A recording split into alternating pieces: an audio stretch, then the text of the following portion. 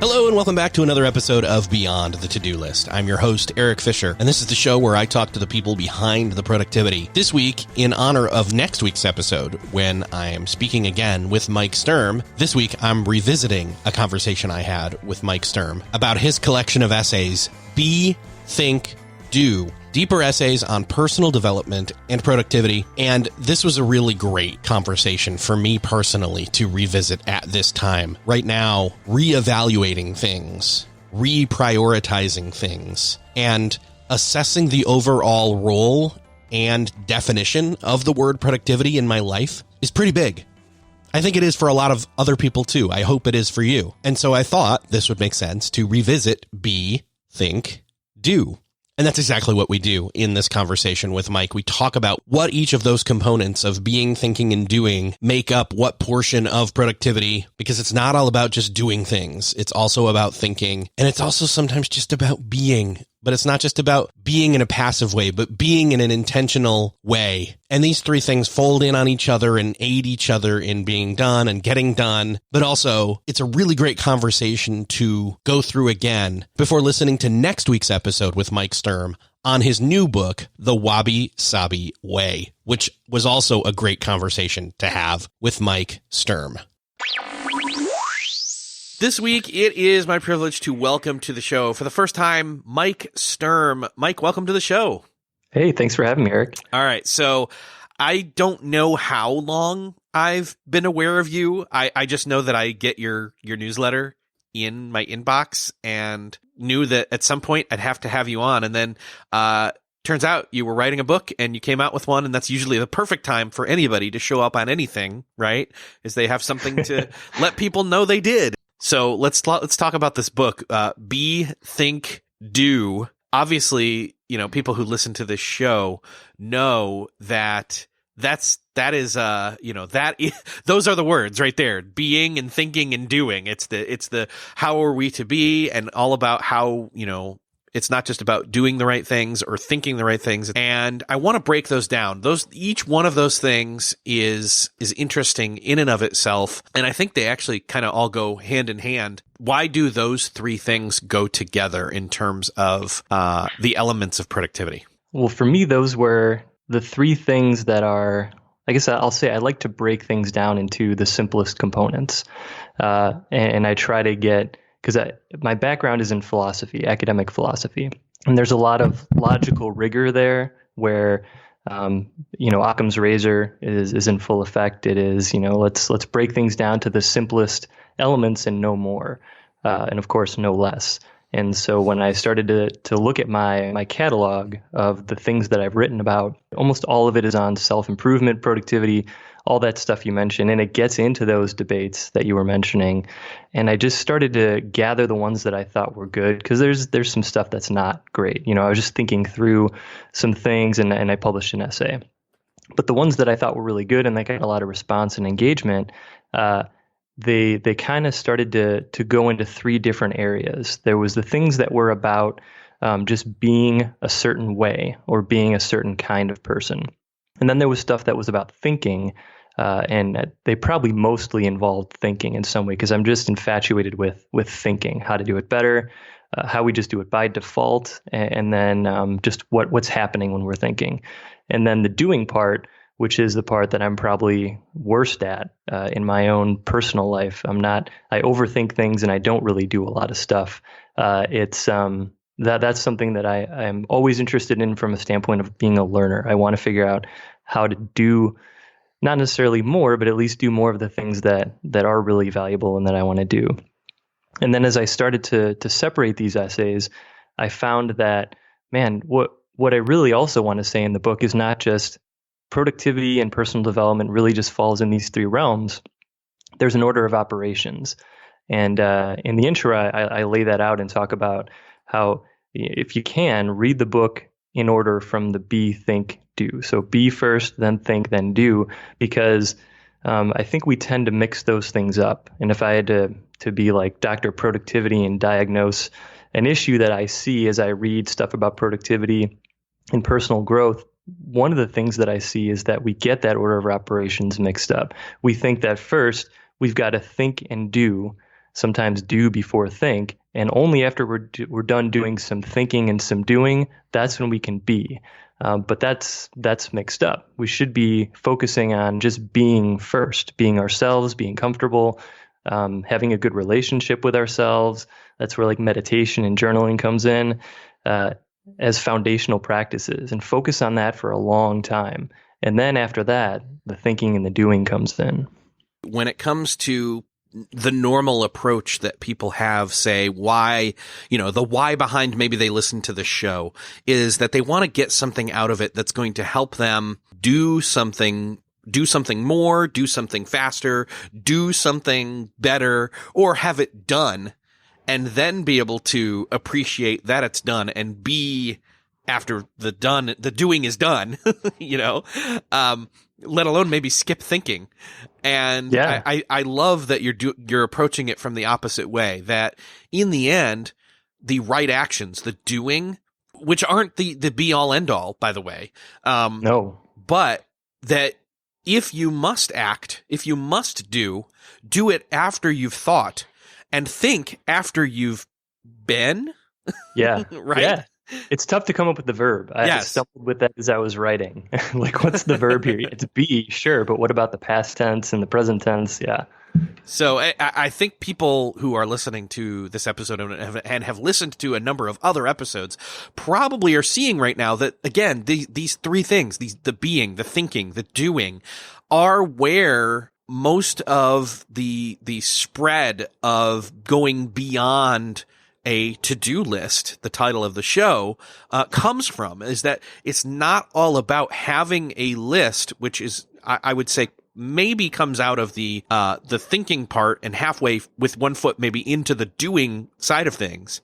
That there's so much more to, quote, being productive than just the doing, just the thinking, and even the being, as we often think about when it comes to, because we've talked about meditation and other mindful practices in that sense on this show before, that it's a combination of all of the above.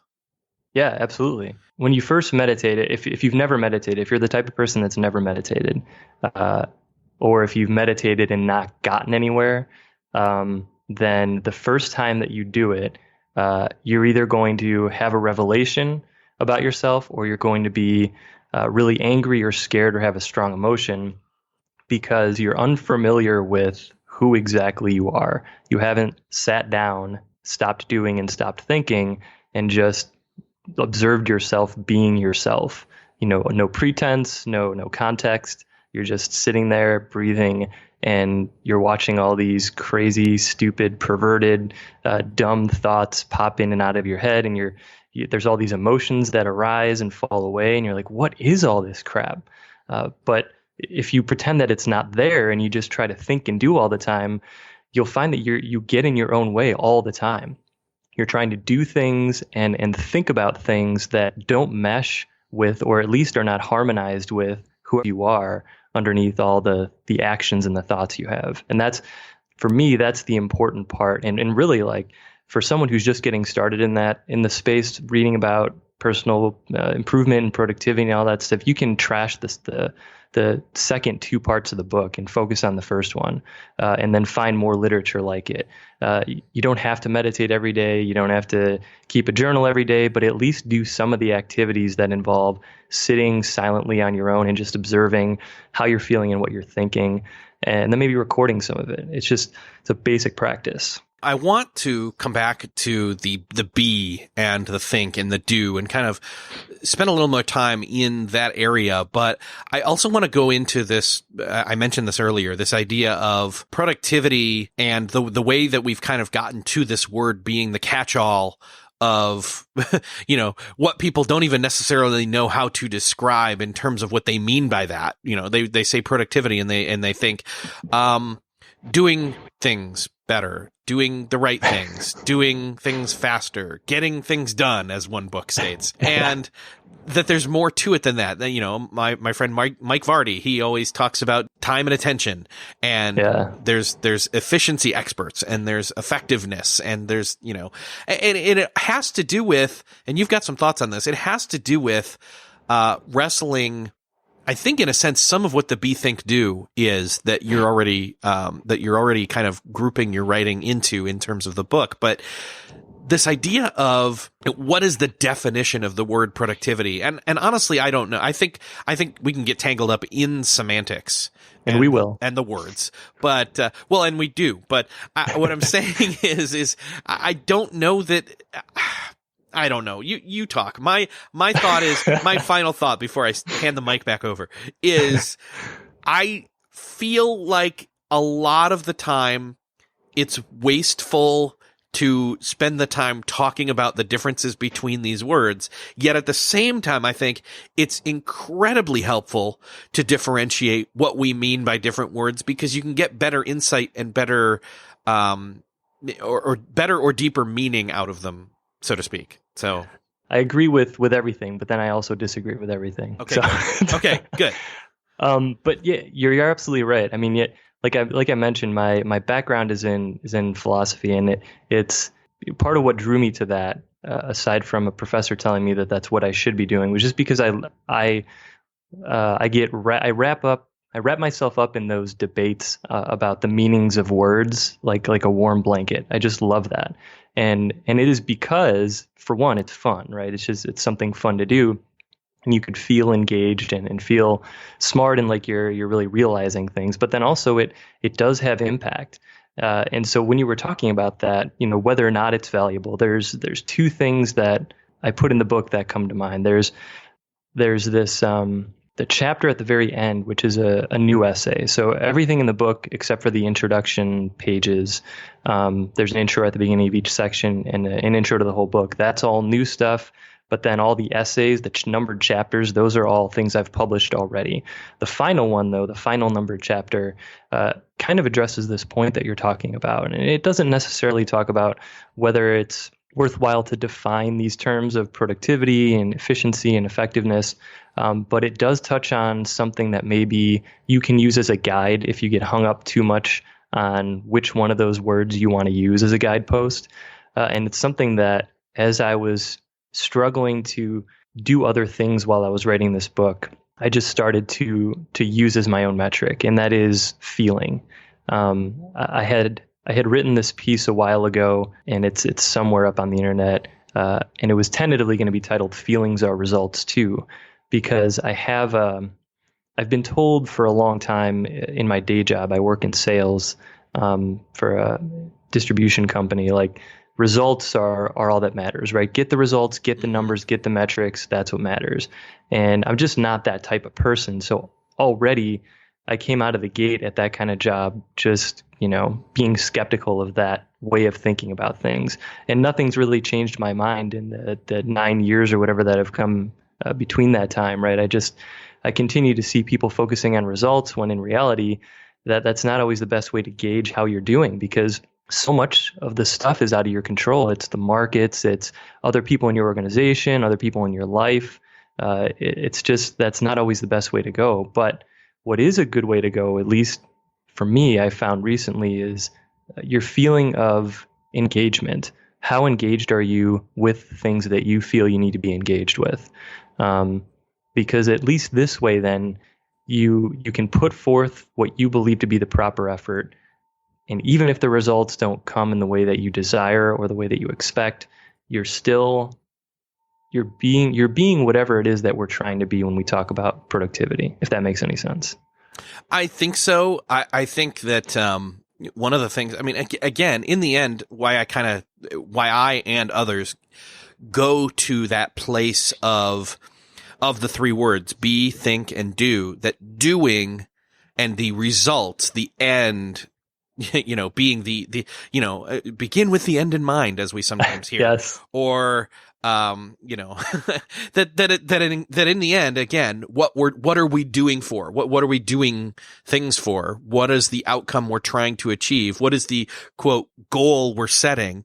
And that it's the outcome, it's the getting to the thing, it's the achievement that is really the thing. Whereas I think what you're saying is screw goals. Like when it comes down to it, like, sure, make progress. That's great and all. Do your best to do that. But in the end, it's about how do you feel? Like, how are you comfortable with yourself? Are you okay being, who you are, and not in a frou-frou way, you know what I mean? Right, Like right. in a more centered, like being, accepting, etc. So Yeah, yeah, 100%. And that's a large part of why I made that statement earlier about, just get rid of the second two sections of the book and focusing on the first one is going to be where the bang is for your buck, at least in the beginning. That's tongue in cheek, of course, because I'd like people to read the whole book, but the reason for that is because so much of the things we get tangled up in doing and trying to achieve are because we think that that's going to get us that feeling of comfort and happiness, and I think most importantly, fulfillment, or whatever word, again, words, right? Whatever words you want to use to describe. But I think what we're after is a feeling, and it's not pleasure or bodily pleasure or status or something like that. Those are shallow feelings, right? I'm talking about a deeper feeling. And if I had to go back to my previous life in academia, I'd bring forth something like Aristotle's eudaimonia, which is variously translated. I think the best one I've heard is flourishing, and it's supposed to represent that end of human life, the end goal. So the goals and objectives that you set are not ends in themselves. They're means to that end of eudaimonia, of flourishing, of living a full human life. And the thing about that is the way he talks about it. It's not so much a feeling, although you can feel when it's happening, but it's actually an activity. So it's not getting the objectives, and it's not achieving the goals. That is this flourishing or eudaimonia. It is the activity involved in making it happen. And that's what he talks about in terms of building a good life. It's having worthy goals and having objectives that mean something, but then also being able to stop in the middle of that project where you're trying to achieve this goal and be like, you know what, I like doing this. Like maybe filling out this report or following up with this person is not a great activity. I'm not loving this, but like this process, I love it. I feel fulfilled and I feel whole and I feel complete. And I think that's what I was getting after when I threw feeling into the mix as a metric. Well, and the way that you're saying that, and I had never heard that that term before, and flourishing, to me it sounds like when you're talking about activity, again, that goes back to almost tying that being is also an activity. Yes. But it doesn't have to be, but it can be. Right? Yeah. It's almost it's a choice between I can be, or I can being. Almost like doing. I don't know. Be or be asterisk, right? Yes, you put a little there asterisk there. Yeah. Oh gosh, we could definitely dig way too deep here and geek out. I hope that this is beneficial for people to think about. I mean, again, you can't have every episode of a podcast be incredibly practical takeaway steps that are how, do this one thing and earn a quick win, so to speak. Yes. As beneficial as that is, though, right? Like it's still missing something. Yeah, I don't know. There's a deeperness. That's not even a word. There is a depth to this that is to be had. I mean, again, when we come back to these three words, though, productivity, efficiency, and effectiveness, and I mean, let's quickly define. Like, I mean, if you were to define the word productivity, like, what would you say? The best definition, I'm going to steal here, of course, but the best definition that I've seen is output divided by input. I think that's a great way that most people think about it. In other words, getting to the root of what the word productivity has in it, which is producing. Right. So it's a measure of output divided by input. Yeah. I like that. So then if we take that same definition and kind of then move to the next word, which we don't have to do, but efficiency, then when people hear the word efficiency, they hear the meaning of the word having something to do with doing things quickly, that it was efficiently done. It was quickly done. But that's not necessarily right. Yeah, I would agree with that. I think the better way to talk about efficiency is basically just doing things in the optimal way. or how optimal the process is, right? The fewest steps, the least amount of work, to a point. Yeah, like the best way that this thing can be done. Like it can't be optimized anymore at this current time. Maybe in the future it can be, but right now it's optimized. Right. And the important thing is that there's an assumption that you've settled on whatever the thing is that you're doing. So it has nothing to say, neither of those two things, productivity or efficiency, has anything to say about the quality of the output or the goal that's been chosen. Yes, exactly. So then effectiveness, that is something where I've heard people say, okay, so if there's the word productivity and that's me doing things, well, let me put it this way. If productivity and efficiency, people interchange all the time. They say, I'm a productivity expert. This guy's a productivity expert. This person's an efficiency expert.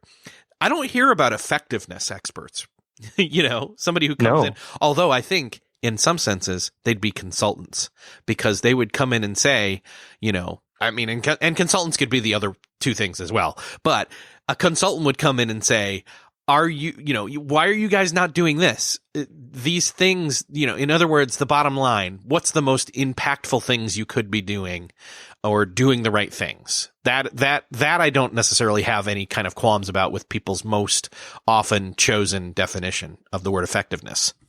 Yeah, I don't either. I think that's the right way to define it. And I think the reason that most people would say that what you said, which is that I don't often hear about effectiveness experts, and even a lot of consultants wouldn't phrase it that way, is because it's messy work. It's how long did we spend just talking about what some people would call semantic differences, right, between a couple of things? That's what I believe the work of an effectiveness expert would be, because you've got, just imagine it, if you're a consultant, right? You've got to get a bunch of C-suite level people, high driving type A execs in a room, and it's either a business they own or where they're supposed to deliver shareholder value to the board, and they've got to be like, all right, hey, let's sit down for like 3 days, 8 hours a day or whatever, and just talk about whether you've chosen the right goals or not. They're going to be like, are you kidding me? We've got these goals. We got to get the numbers. We got to get the metrics. So it's messy work. It's hard work, and it's a totally different mindset. You've got to be in a totally different headspace and maybe in physical space to do that work, to examine the goals and the objectives to see what the effectiveness is. We're going to take a quick break to say thank you to our sponsor this week. It's SetApp, the subscription for Mac apps that has an app for almost any task so you can stay in your flow and finish what you started. And SetApp's great for so many reasons. First off, the price. It's $9.99 a month, which means you're not paying thousands for separate licenses for all the different apps. It's just one flat monthly fee. And with that, in SetApp, you get over 180 high-quality apps in one. All of those apps have updates that come for free, and all of those apps are full-featured pro versions. Not only that, but these are the highest quality apps because there's a dedicated curation team at SetApp that does the discovery and testing for you. So SetApp makes it easy to get those best tools when you need them because they're already in SetApp. So make sure to check out SetApp. You can try it free for 7 days. Again, that's SETAPP.com. There really is an app for almost any task you can think of so you can stay in your flow and finish what you started. That's SETAPP.com. So I'm seeing a little bit of a correlation here in terms of these three words with the other three, but don't hold me to that by any means. But let me see if I can correlate. So productivity being output divided by input, I kind of see that. I mean, some people would say, oh, that's the doing. That's output. That's doing. That's work. But and then somebody would say, well, efficiency, doing things optimized or optimizing things, that would be thinking. Because if you're thinking about it and you're studying whatever the process, the workflow, whatever you want to call it, then you're taking it to its next level of possibilities in terms of whatever it is you're doing. You're doing it more efficiently. You're doing it more optimized. And I should say this, when you're optimizing things, you can put in less input and get more output. So there is a correlation between efficiency and productivity, for sure. Yeah, absolutely. But then when you get to effectiveness and doing the right things, I feel like that's the being, right? Like that's the whatever the right thing is. I mean, it's partially thinking, I think. Yeah. It's thinking, I think, said the thinker, but doing the right things would come out of choices that you've thought through and then acted on, being, thinking, doing, by being first, right? Yeah. Like, I think, yes. I feel like, so I feel like in the same way that people go for productivity first, then optimizing that productivity, and then realizing, oh, I really should be aiming for effectiveness. It's the same thing with the doing first, then the thinking, and then the being, almost being backwards. Yeah. Yeah. And I mean, really, though, it kind of folds back in on itself, right? Because if you get really productive and really efficient, but you've been aiming at the wrong things, then you're not going to be either efficient or productive, right? Because you produced a whole bunch of stuff that ultimately wasn't worth producing. So maybe you could still be productive, but because you're going to end up doing a bunch more work to double back and go back or just do something else totally and abandon what you've done, then you're definitely not going to be efficient.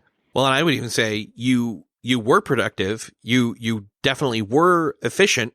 You were doing that. You were thing. Short-term efficient. Yeah. Yes. I mean, you were doing that thing the most optimized you can do it, and boy, did you produce. You were productive, but effective. On the other hand, you did the wrong thing. This is where it comes back to words again, right? Because it depends on what the target of that term is, yes. Right? When you said thing, that piqued my interest because it's like, okay, yes, you were definitely productive and effective when it came, or productive and efficient when it came to doing that thing. But if you expand the scope of the word thing, or the target of your study, from like one process or one project to living a full life, then you're definitely not efficient. Because even though you were efficient in the short term on a goal, it wasn't a goal that was worth pursuing.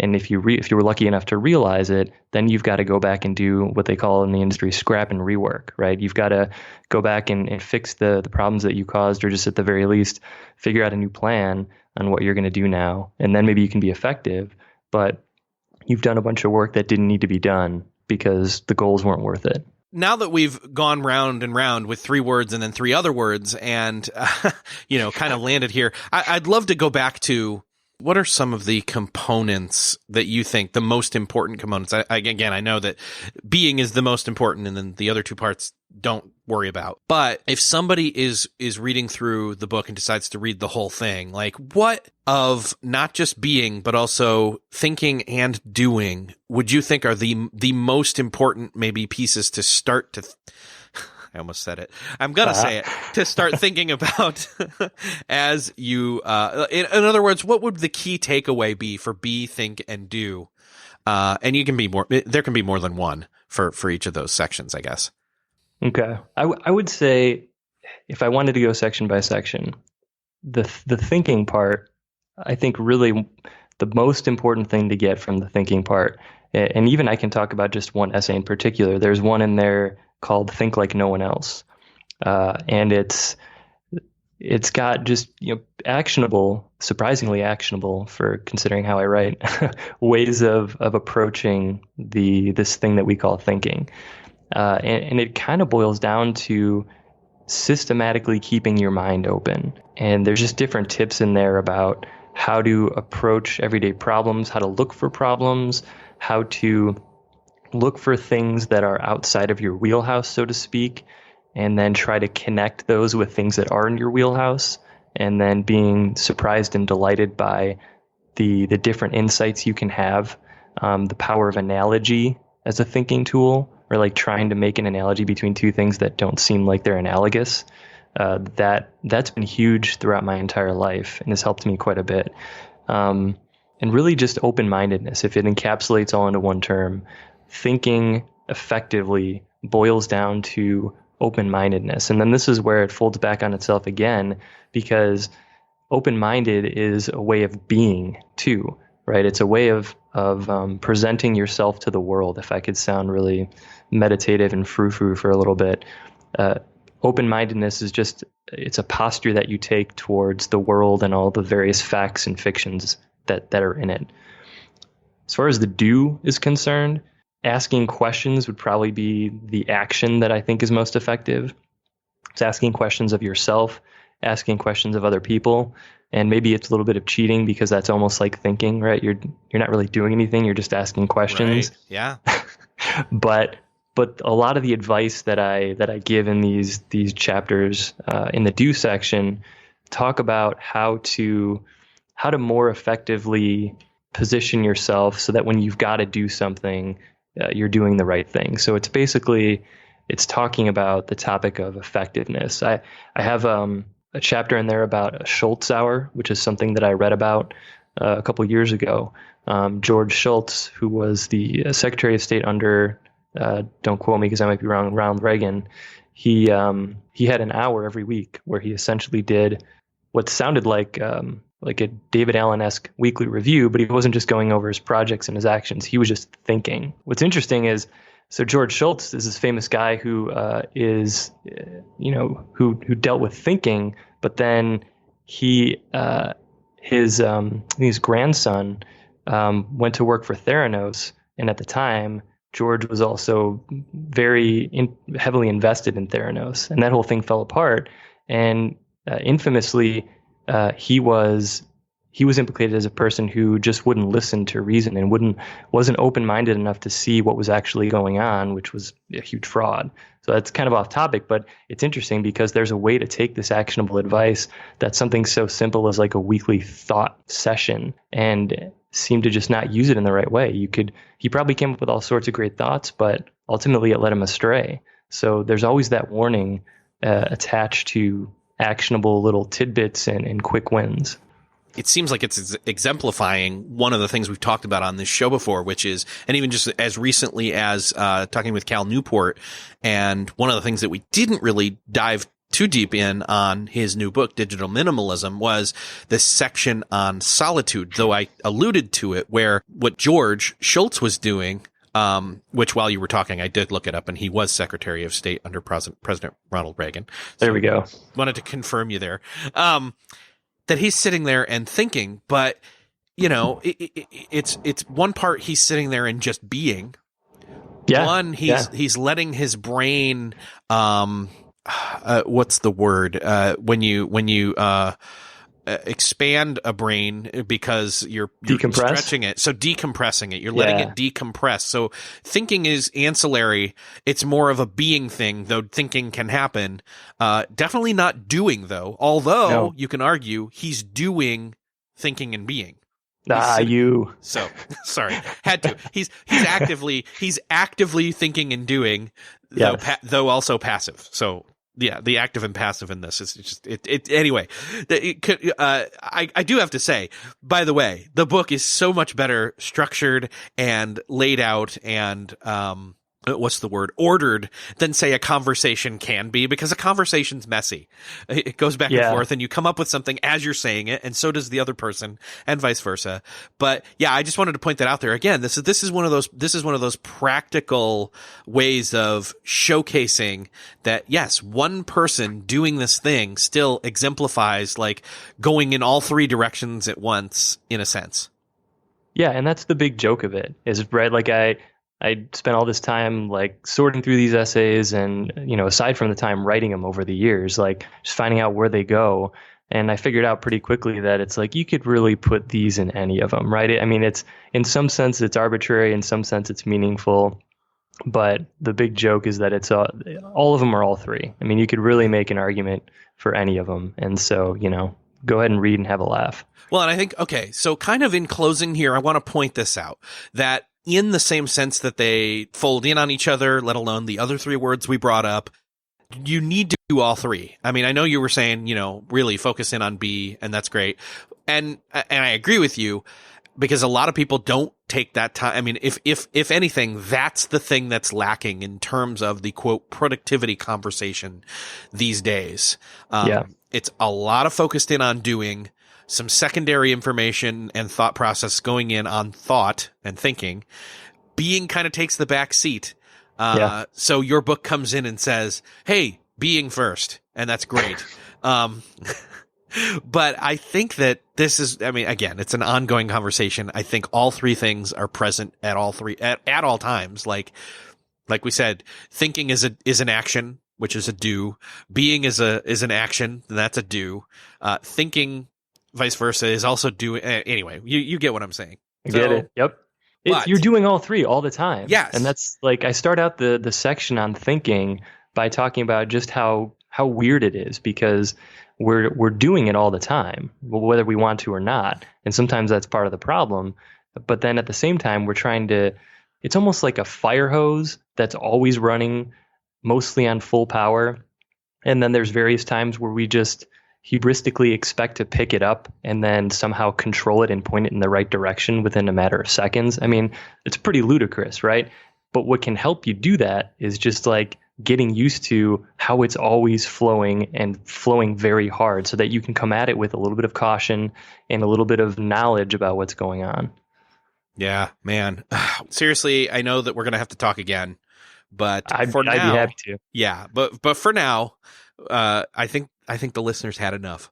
And for those of you, I got to tell you, for those of you who made it through to the end of this episode, I applaud you. You are my people.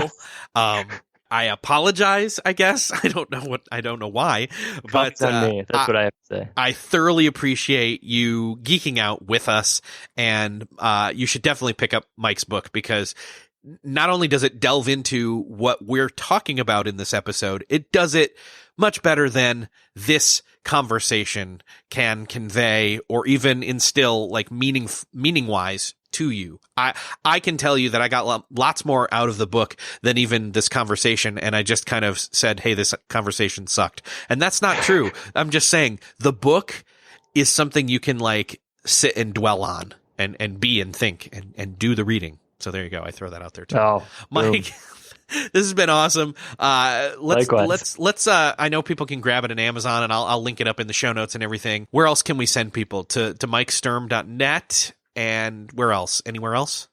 On Medium. Yeah, if you just go to medium.com / at Mike Sturm, I believe is the URL, or you can just go to medium.com and search Mike Sturm, and I'll come up. Awesome. That's where I do all my writing these days. Awesome. Mike, again, great talking with you. I know you're going to be back, because we'll have to dive deeper in other areas. I don't know. Anyway, yes. Mike, thank you so much for being on the show. Thanks for having me, Eric. It was great.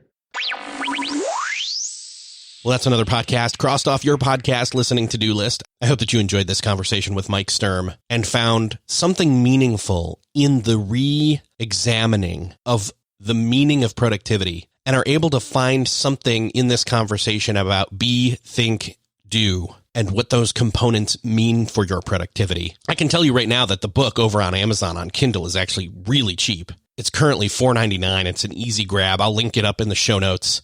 It is great reading. If you've made it this far in this episode, this is right up your alley, and it is mine as well. I did not yet reread the book, even though I had re-listened to this conversation, but in fact, I am going to reread the book and dive deeper in this topic in hopes of finding even more great conversational fodder for future episodes. If you found this episode helpful, or you know someone else who wants to geek out on this topic like we did in this episode, please hit the share button on your podcast player app of choice, or head on over to the show notes at beyondthetodolist.com and hit the share button there. Thanks for sharing.